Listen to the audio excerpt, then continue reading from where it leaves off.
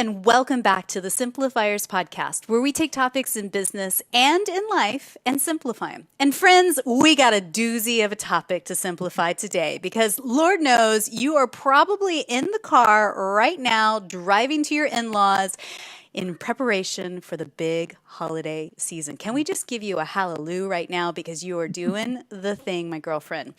I want to simplify Christmas. I want to simplify the holidays. And I want to encourage each and every one of us to choose to do it simpler this year. And I can't think of the more perfect guest than my gal today. Her name is Kathi Lipp, and she inspires thousands of women each year to simplify down their expectations and live with real purpose. With humor and wisdom, Kathi hopes that she will be able to prepare you and provide you with practical steps to live with meaning. She's the author of 20 books, including Clutter-Free, the Get Yourself Organized Project, The Husband Project, and Overwhelmed, but more importantly, her latest book, The Christmas Project Planner. She's also the host of Clutter-Free Academy, the podcast with Kathi Lipp, and she runs the Clutter-Free Academy where thousands of women worldwide and a few brave guys support each other in living a clutter-free life. So I'd like to welcome to the Simplifiers podcast, Kathi Lipp. Hey, Kathi. I am so thrilled to be here. I feel very international right now. So thank you so much. So I just have to say, your book is fabulous. And I definitely want to talk through it because you and I are like soul sisters, two peas in a pod. We are dynamic, organized, headstrong women. I'm willing to bet, right? Yes. I've been told that a time or two. We like a good to-do list. We like to tick things off. But why is it that sometimes Christmas brings out the crazies in us? Oh, because, like you said, we are get it done kind of people. Yeah. And when I am running my business and I've got contractors and interns and all the people, I pay them to do what they say they're going to do. Right. Or we have some kind of arrangement. My family doesn't really appreciate my very prescriptive approach that I use in the business world. And so there's a lot more negotiation. There's a lot more history there. Yeah. And let's just say, I'm good at what I do in my 9 to 5. What entrepreneur is 9 to 5? But, in my 9 to 5 job. But I am like everybody else trying to figure out this whole other side of my life. And so, and plus, all of us have many of us have special challenges, whether it's, we're a blended family. So we've got the in-laws and the outlaws and all of that. But also, if you're married, you're dealing with another family and their traditions. Yeah. And so to manage all of these expectations, it's overwhelming. It's easier to go to work. It's easier to just do our job. Well, and that's the reality from, middle of November to, the first week in January.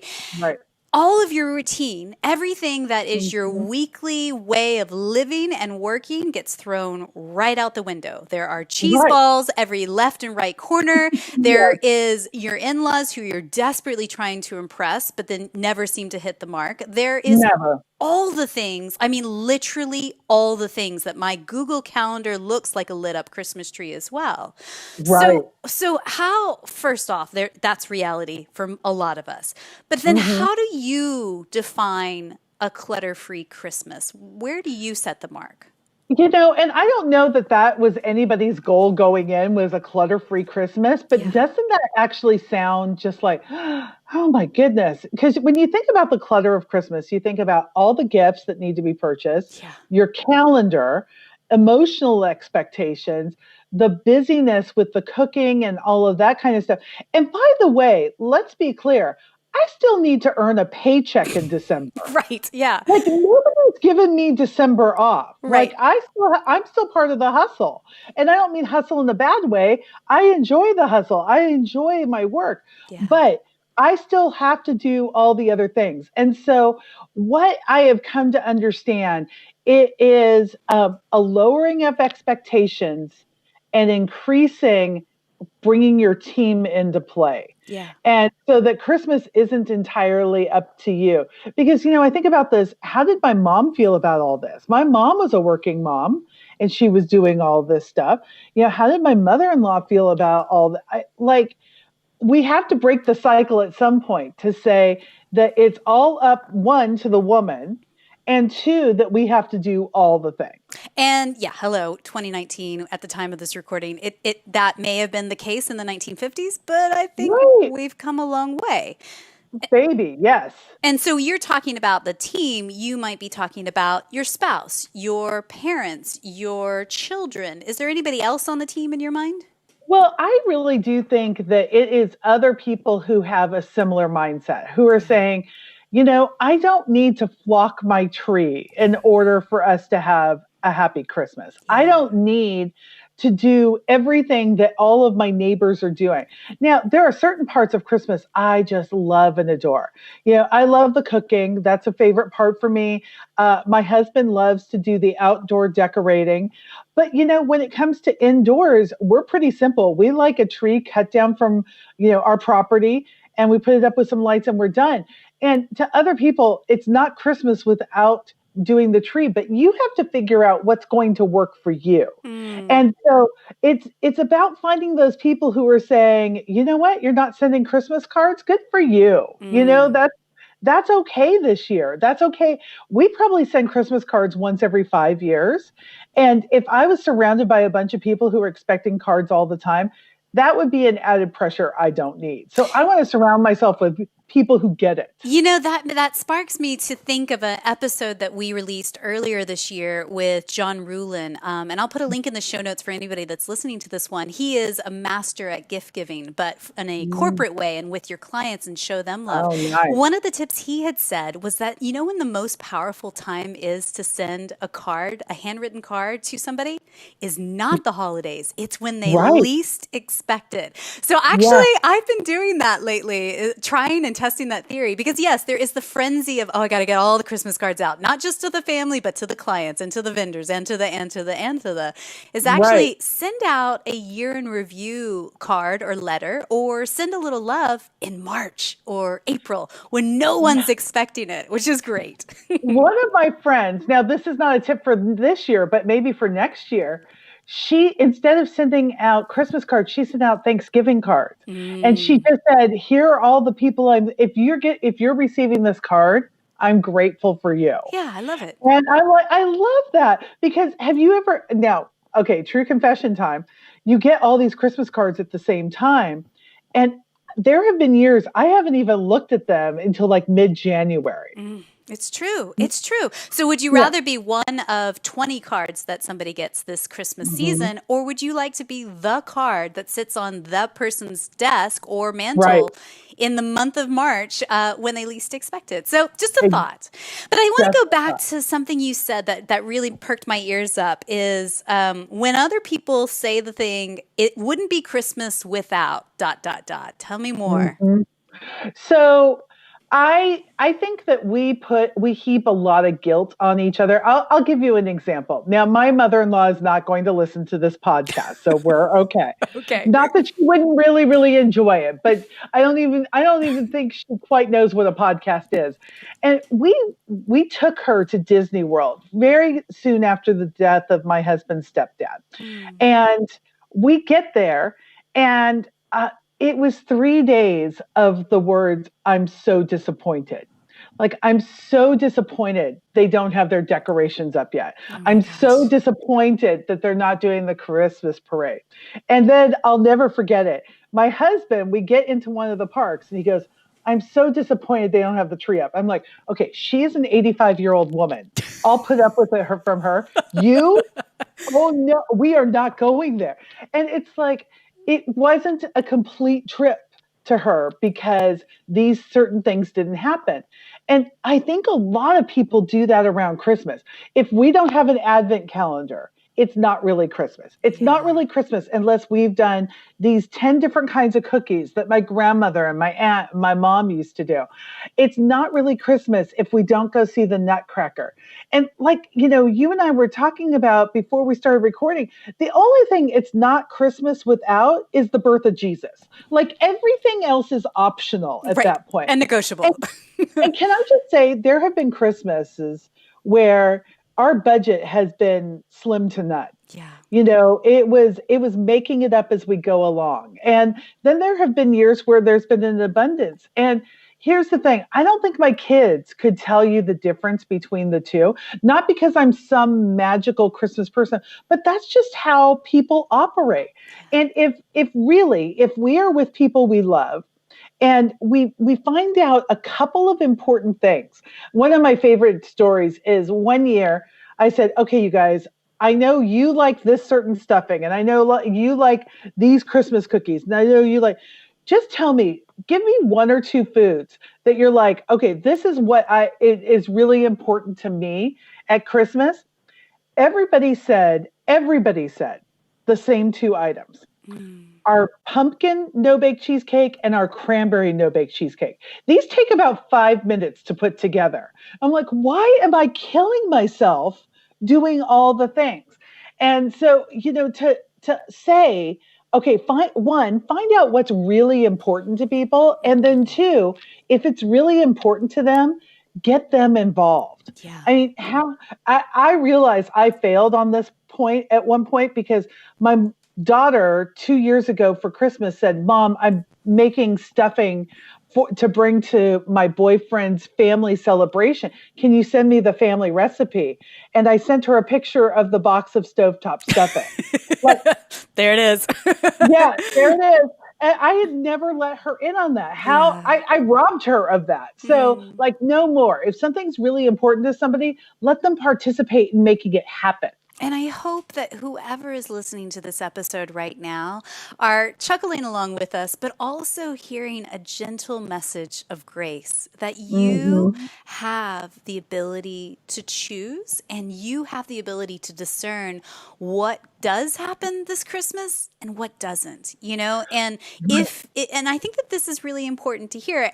I dare say it's important for me to hear this as well, is to give yourself permission to create your own traditions, to go against what you feel has been passed down to you either out of guilt or obligation or otherwise, and just go, you know what, hang on, pause. I'm the adult in the household now, and I get to choose that we're only going to have turkey and not turkey and ham and duck and blah, blah, and, and, or whatever the thing is for you, that you get the ability to choose. Yes. And I think traditions are so much more meaningful when they've been created instead of left over. Right. My favorite meme this whole year was somebody who said tradition equals peer pressure from dead people. I just love that so much, because who are we trying to impress? Yes. Who are we? It's the same reason we hang on to our grandmother's brooch that we'll never wear, that she didn't even really like, but it's just peer pressure from people who are no longer in our lives. And it's like, no, you and your family get to blow up Christmas and make traditions that are actually meaningful to you. Right. And I think this comes back to your original point of what a clutter-free Christmas is. You're not just talking about physical clutter in your space. You're talking about emotional clutter, the mental drain of the stress of doing all the things. I mean, it is a process of simplifying down and getting to the core essence of what's most important. So, in your book, you mention step one, creating a holiday mission statement. Tell us what that is and how do we create one? Okay, so this is really simple and really basic. And I know this sounds crazy to create a mission statement. Isn't that what businesses do? But I think it can be as simple as, this year I want to approach Christmas from a place of peace. Yeah. Or a posture of peace and doing something. Or maybe, this has been a hard driving year. maybe I need to figure out how to stuff as much joy into this season as I possibly can. And we're going to have fun. Like our family core value is going to be we're playing games from sunup to sundown on Yeah. Christmas Day. What is it that you need to figure out? And one of the things I like to remind people, especially when you've got blended families or step families or, in-laws and things like that, is that really, when you are trying to accomplish a certain thing at Christmas, whether it's joy or peace, or maybe you just want people to get along, maybe your expectations are really basic this year, to be able to understand there's a great engineering principle that my husband taught me. You can have it better, cheaper, or faster. Yep. Pick 2 out of 3. Okay. With Christmas, I feel like there's the same kind of principle going there. You can celebrate with those you love. You can celebrate on the actual day. Yeah. You can have people be happy about it. Pick 2 out of 3. So, though we don't get to have everybody we love in one place on the 25th. Yeah. So what could you do to make it a Christmas that could you do it on the 20th? Could you say, you know what? I understand that these 2 people can't be there. We're going to wish them well. We're not going to make them feel guilty every time we talk to them about them not choosing our Christmas over something else. Or, maybe we just say, we are going to, if the 25th is the only day you can do it, we're just going to make the best of it, but we're going to keep our expectations low. And so coming in with those expectations really helps you with the holiday mission statement to say, okay, what's my priority? If it's joy, I'm going to make sure I have people here who I love. And even if it's on the 18th, and that's when we decide to celebrate, that's what's going to make it a miracle. Well, and I feel like that really resonates with me because when I think about setting a mission statement in my business, the mission statement is the guiding compass. It's the why behind what we do. And so I just appreciate that from a business standpoint. Oh, okay, well, if my family and I come together and we co-create this holiday mission statement for the next month and a half ahead of potential frenzy and crazies, right? Then we each, the kids get a voice in this too. Like we each come to the table and say, no, this is what's really most important. And then that's where the discernment muscle starts to strengthen. And then you go, okay, well, is this year really the year for us to do a Christmas family photo shoot for the cards? And is this year the year that we're going to send out 200 cards and, hand address them at 2:00 in the morning for the next few nights? Like, is this the year that we're going to do the Christmas party where we, exchange 100 cookies? Like all the things. And again, any of those things could spark joy in you and could be your one thing for this holiday. That's not what I'm getting at. It's just knowing that, I get to decide. And I do know what is most important for my household. Well, and what you said is so key is that, just because I've decided not to do something this year doesn't mean I've decided. I don't know where we got the idea that we only get credit if we do it every year in a row. Right. Like, I don't understand where that came from. Because I think the only reason we're sending Christmas cards this year is because we have the world's cutest puppy. And okay, we're going to capture that because Moose is just about the cutest 10 pounds you've ever seen in your entire life. But we're not going to send them next year. Yeah. Unless a grandchild happens or something like that, that is not on our radar. So Christmas cards from the Lips once every 5 years, that's plenty. Yeah. And maybe one year we're going to do a big Christmas cookie exchange. That doesn't mean in 2020 we have to do it again. It could be one thing we do every 5 years. But I think there's something really wonderful about looking at the year you've had and say, what do we need coming out of this year? Yeah. So if you've had a really chaotic year, maybe you need to have peace. Maybe you had the death of somebody that you dearly love and that hole is aching. Maybe this is the year to say, you know what? We're going on a trip for Christmas. Yeah. Figure out what it is that you and your people need. When I say you and your people, I'm looking at you, your husband, your kids, if they're still in the house, but figure that out. There have been years, that Roger and I have ditched Christmas. We have blended family. And, all the other people are like, we want them on the 24th and the 25th. And we're like, fine, we'll go stay in a bed and breakfast. We'll do something on the 28th. You guys have all the chaos and all of that. And we just brought a little tiny Christmas tree with us, and we snuggled up next to a fire.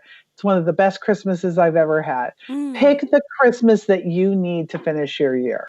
And it also, for me, it sparks the conversation that I had with Dr. Gary Chapman on the 5 love languages. And, really that's at the core, right? So when you're setting that holiday mission statement, you're sitting down with your kids or your spouse or your immediate circle of friends and having this conversation, you're thinking about each of the people sitting around the table and how they like to receive and give love. And so if you're surrounded by people who just want to, focus on quality time, then, set yourself up for success in that way.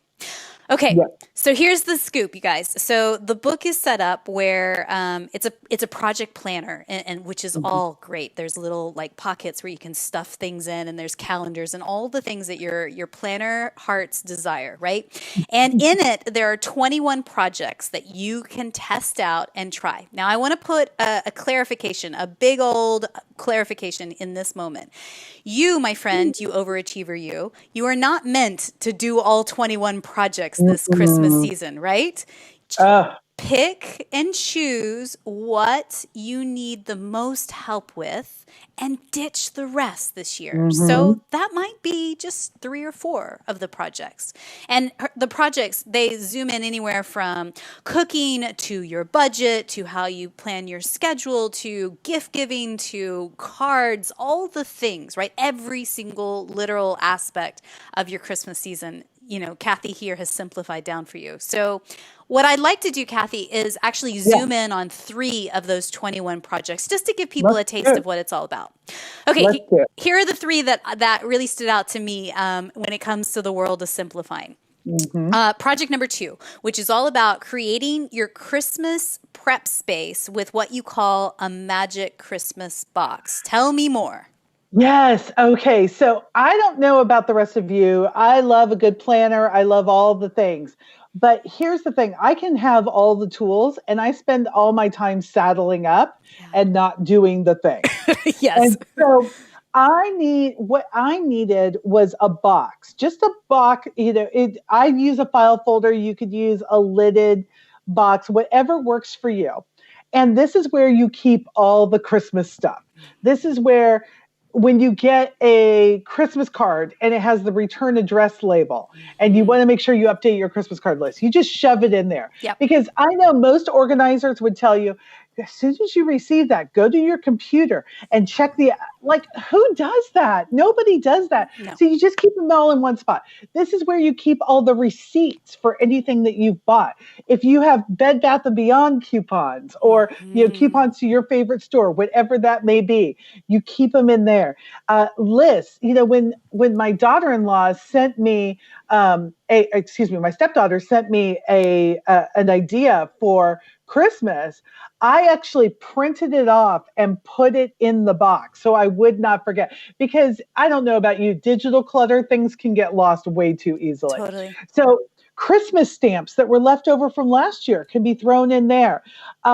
Any idea? Now, when I've ordered gifts for people in the past, especially people out of town, I am now on their mailing list until Jesus comes back. And so I grab those flyers and I throw them in the box. And when it comes time for me to sit down and do the thing, everything is right there. And I also keep a pair of scissors, some gift tags, and some tape in there as well. Now, I have those in other places in my house, but to know where they always are. And I do what my mom is a sewer. She still is.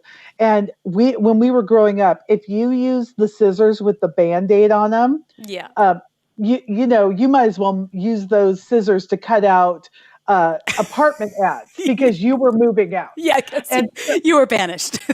yeah, so the red-handled scissors in my house, Yeah. don't touch those. Those are mine. They go in my Christmas box. I love the idea. And, by the way, this is what I really appreciated about the book, Kathi, is that these projects are super simple, but Yeah. so profound when you actually put them into place. Because the reality is, if you don't make a Christmas box, guess what? All of that stuff gets sprinkled around your entire Right. house, and you're desperately looking for the right pair of scissors, or you're desperately looking for just one more postage stamp, right? So And true. you can't find it. So I love that. Yeah. Perfect, perfect, perfect. That is a good way to just start, have a magic box. And side note to my perfectionists listening, do not make this box fancy. Literally use No. your most recent Amazon Prime box and call Yeah. it done. Done Yes, is better absolutely. than perfect. And here's the thing, if you're using the Amazon Prime box and you're like, "Oh, I'd be so much better with one with a handle," then great. Do the one with the handle, but don't buy it until you know you need it. Exactly, right. And Yeah, and that's the true secret to decluttering, is not buying more stuff to make your life simplified. exactly. It's actually paring down and using what you've got and being resourceful with Right. what you've got. Okay, I'd also like to zoom in on project number 5, and Mhm. it is all about how to schedule your time for the holidays. Tell us more. Yeah. So this is part of your discussion with your stakeholders. The people in your house, your husband or your kids or whomever is living with you that you are responsible for. Yep. So get the school program onto your calendar. Get your husband's work party, your work party onto Mhm. your calendar.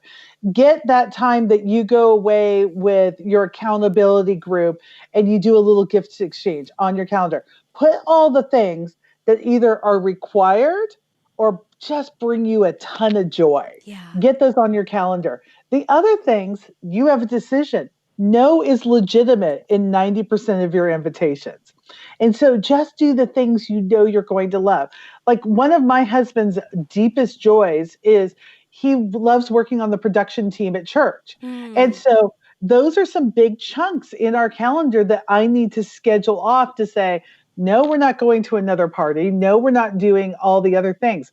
The other thing that's really important to us is we like to drive through Starbucks, grab a couple of holiday drinks, and go look at lights. Yeah. And we have one kid in our house who makes the map for us of where we're going to go look at all the lights.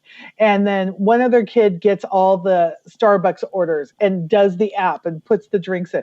So, like, those are non negotiables, but the day is negotiable when most of our kids can show up. So, figuring those things out.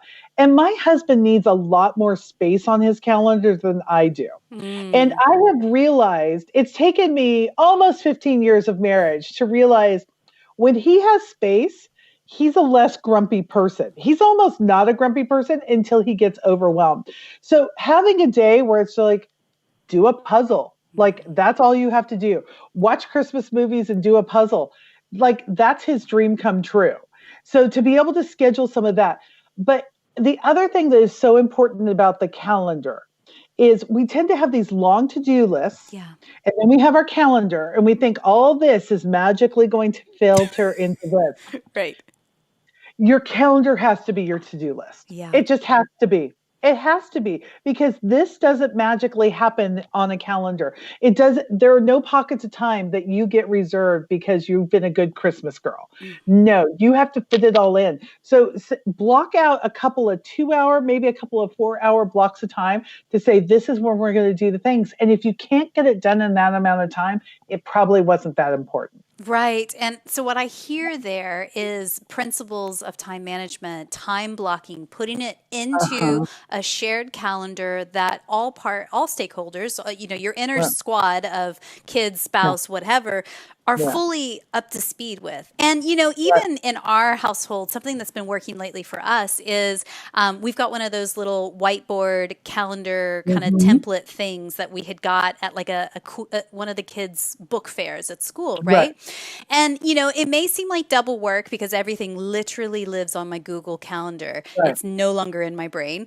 But I feel it's really important because the kids are up to speed with what are Yes. our social obligations this week, what am I doing on a Wednesday night randomly, so that they also can be prepared and also have a voice in it as well, because I Yeah. think that's again where, the kids are going, another night out, another Right. night with the sitters, really? Right.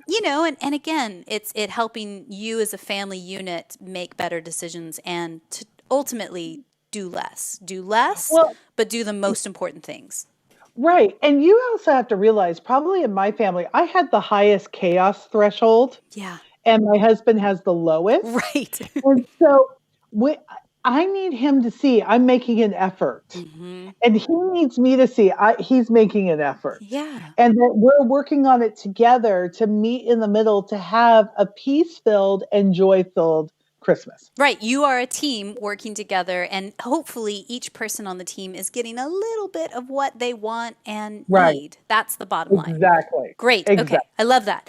All right. So the third project I want to zoom in on is project number 16, which I feel Yeah. is the most important one, and the one that Mhm. we all skip past is Right. how to refresh yourself and get some you time, as in Yeah. you particular listener. How do we do that? Right.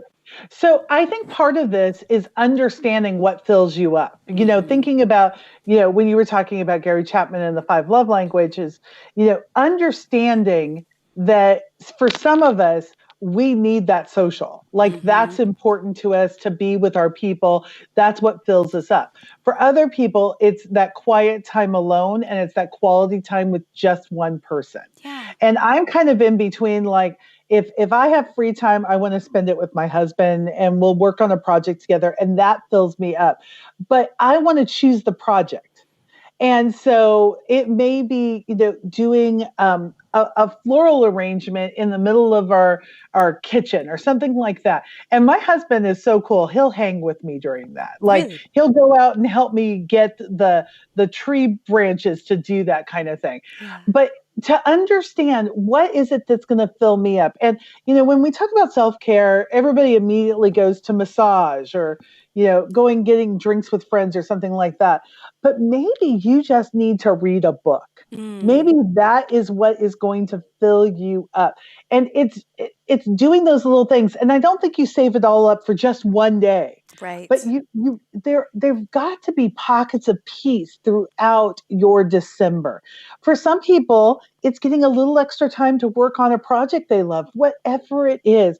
Make sure that that is scheduled in because you don't want to get to the end of December and the holiday season and say, you know what, I really need a holiday. Right. That's what right? I need some We time need off. to, exactly. We want to get to the end of the holiday season and like, you know what? I encountered my people.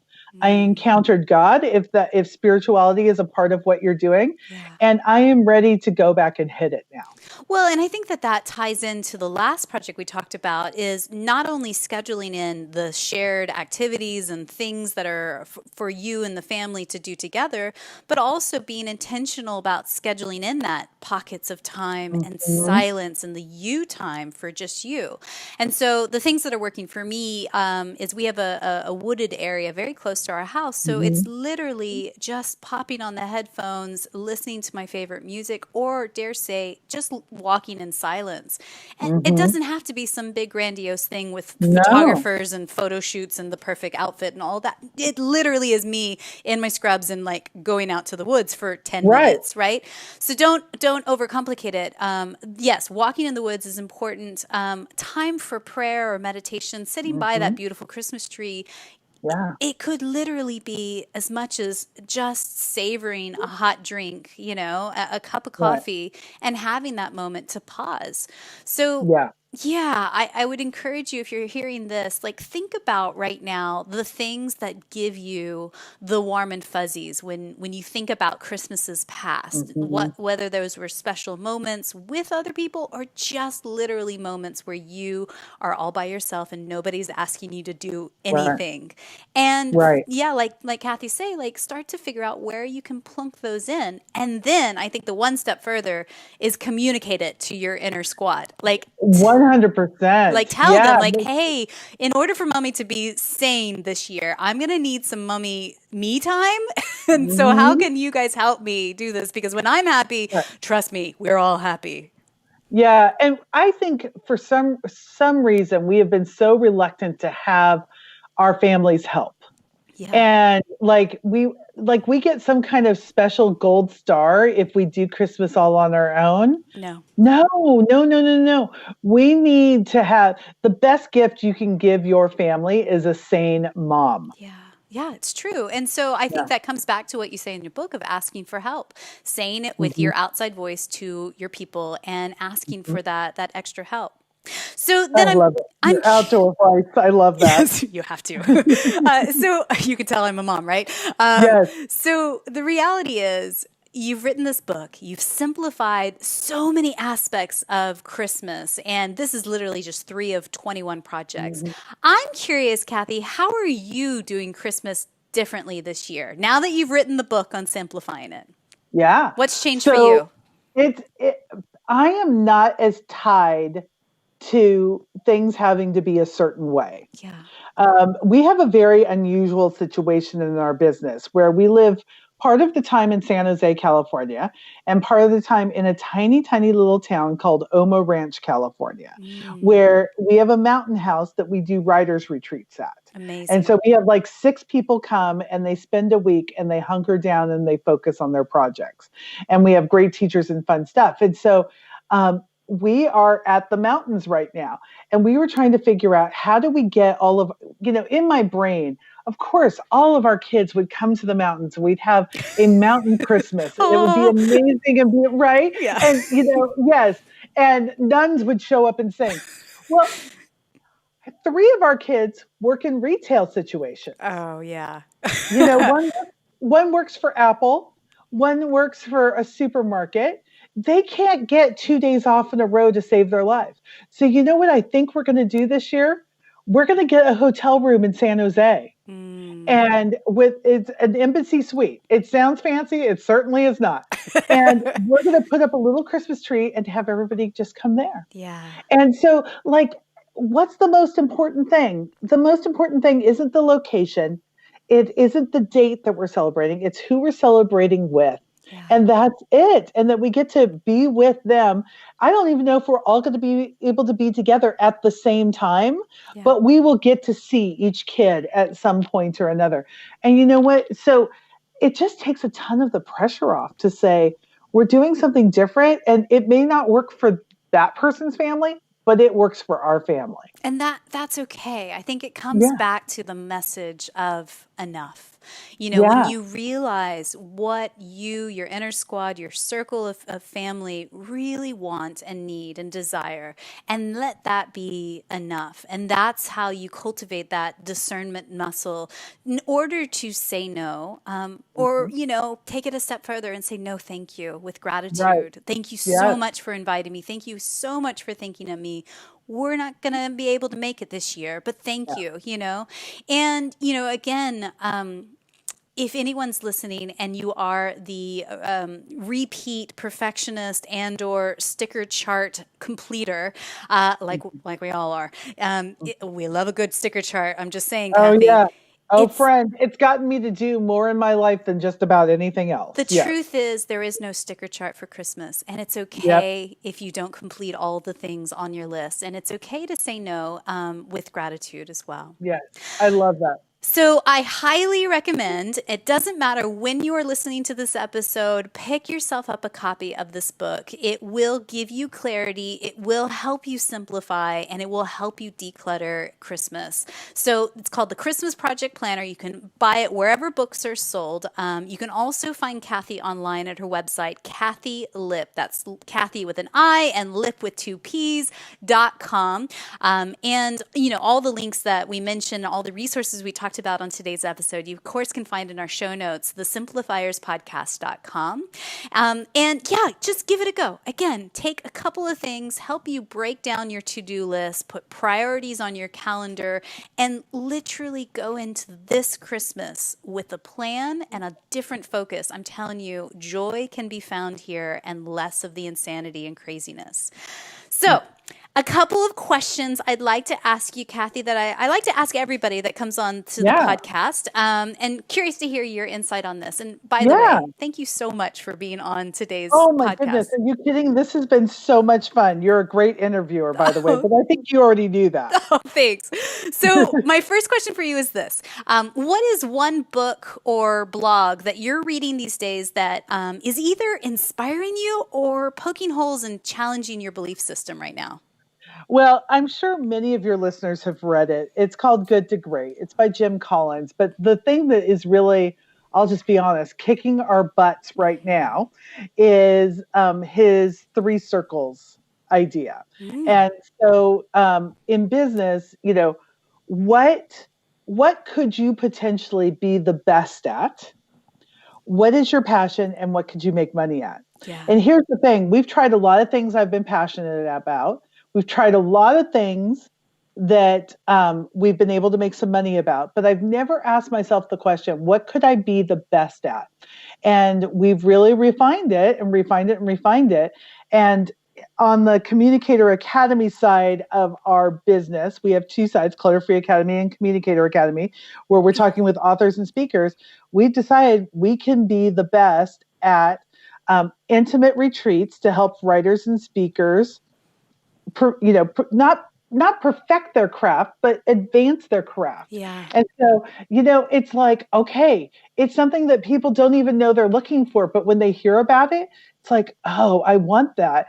And I'm so passionate about it. And we've been doing it for a year and we're making money at it. And those three questions, not only have they said, okay, this is what we're doing, but also it's helped me stop doing some things. We were putting on a large conference called the Leverage Conference, which is for speakers and authors. Yep. And what we realized is there are a lot of good people putting on big conferences. And we don't need to be one of those people. And by the way, I'm a little risk adverse. So doing a big conference is a big risk for me. And a whole lot of money going out the door. It's so true. Yeah. And so I'm better at medium risk, but medium reward. And so we have found our sweet spot. And can I just tell you, it has changed everything in our lives. It is a great book. It's one that I haven't read in a long while, so it's one to certainly think about over the holidays to pick up again. And I'll put the link in the show notes for people if you guys want to check it out. And side note, the second you mentioned the mountainside retreat home, I was like, ding, ding, ding, I'm in. Can you sign me up? Can somehow get me to fly from England all the way over there? Because that sounds absolutely perfect for me personally.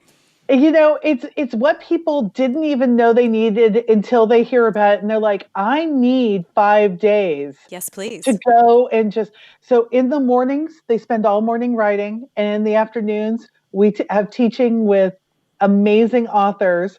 And then in the evenings, you get to do something fun because you've worked really hard. Yep. And so we have wine tours, we have mountain barbecues, we have also. So it's the perfect writer's retreat. I love being able to be a part of it each time. We should chat more off this video because I am actually putting it out there into the world. Some people know this already, that I will be writing my first book in 2020. So let's chat. We should talk. Definitely.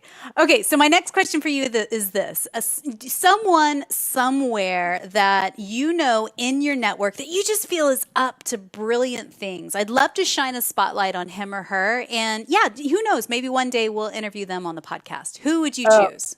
This is not even a discussion. Her name is Tanya Kubo. And who she is, okay, so she started off as one of my interns. And she is now running the world. And you don't even know that she's running your little world. She has an online community on Facebook. It's called The Secret to Thriving Online Communities. Tanya Kubo's The Secret to Thriving Online Communities. And what she does is it's not so much about platform. It's not so much about marketing as it is growing engaged followers. And so engaged followers, you hear about engagement, you hear about followers, you got to put them together. And she's just a genius at this. She's the one who started our clutter-free Facebook group. Yep. And we're going to hit 10,000 by the end of this year. And it's because of her and her smarts and understanding how to engage people. And she's helping us run our business, and she's just a genius, and she does this for a lot of people. And I feel like her mom. I'm so stinking proud of her Oh, because she's young, but she's so smart and she gets it. I And so Yeah. love it. Love it. Well, we will definitely link up with Tanya so people want to learn more about her. Again, go Mhm. back to the show notes and you'll find it there. So, I want to remind you guys, if you are curious about the Christmas Project Planner, there is a private Facebook group for that Mhm. specific people who are reading the book. And I think this comes back to what we said at the top of the episode is surrounding yourself with people that are going to say, hey, yeah, I give you permission to say no to the 80 billion things. So again, find those links in our show notes on how you can also join that private Facebook group that Kathi runs and her team does. Also, where do you like to hang out online? Like, is there one particular social media account where people can connect with you? Yeah, I do a lot on I in our group, the Facebook, the Clutter-Free Academy group. Yep. I'm in there a Great. lot, but also just Facebook. I'm over on Instagram. I love it, but we are really trying to instruct people with a lot of Facebook videos on how to declutter, and so we spend a Perfect. lot of time over there. Okay, great. So her link for Facebook, if you're looking for it, is facebook.com/author Kathi Lipp. But we'll put those links in the show notes. Okay, again, I so appreciate all of your insight. I think that this is a necessary message for so many of us to hear, to give yourself that grace and give yourself that permission out there in the world. So thank you for that. In my opinion, gratitude and simplicity go hand in hand. Amen. What are you grateful for today? Oh, wow. I mean, my husband says that he said after about 5 years of marriage, he said, "Did you know that you say you're grateful for where you live every single day?" I'm like, Mm, "No, I don't." He goes, "Yeah, every day." And I think it's probably easy to be grateful to live in California, but it's a special place. But I will say I I am just grateful for getting to be where I'm at and do the work I'm doing. yeah, Like I don't know why I get to do the work I want to do and sometimes other people do not. yeah, But the work I do it lets me help people get free from clutter, yeah, and it lets me help raise up future leaders through our intern program and things like that. And where we live, it's a powerful combination. And I just wake up super grateful every day for that. And so I love the question because the more stuff I've gotten out of my life, the more grateful I am for those intangibles, where we live, the work yeah. I do, the people I get to surround myself with. So I'm very, very grateful that you asked the question because it reminds me to sit in that gratitude when other things are hard. It's true. Less is Mhm. more, certainly Yeah. in the physical and emotional way, but it Mhm. also less means that you have so much more gratitude for the things that you do still Yeah. let into your life and hold on to tight. Yes. Yes. So, my final question for you today is this, Kathi. Someone somewhere out in the world is listening to this episode right now, and she is in the thick of it. She Right. is probably surrounded with many piles of many things that are Mhm. just obligations, mess, cards that were supposed to be sent 2 weeks ago, packages that Right. still need to be addressed. And oh my God, what am I going to get Grandma Edna this year for a Right. gift?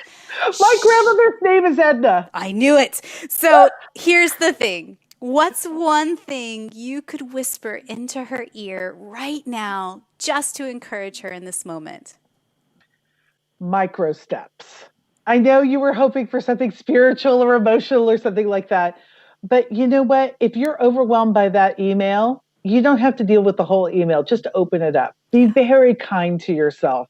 If you're feeling overwhelmed by by that task or that to-do list, your first baby step is think, is there somebody who could help me right now? Yeah. Because I'm going to imagine you've helped a lot of people over the years, and people sometimes are looking for ways to help, but you're a capable, amazing, get it done kind of woman, and nobody thinks you need any help. And when you can say help, one, it frees somebody else up to say yes. And two, it also makes them realize we're just all a bunch of humans doing our best. And you have given them freedom in regards to that same thing. It asking for help is magical.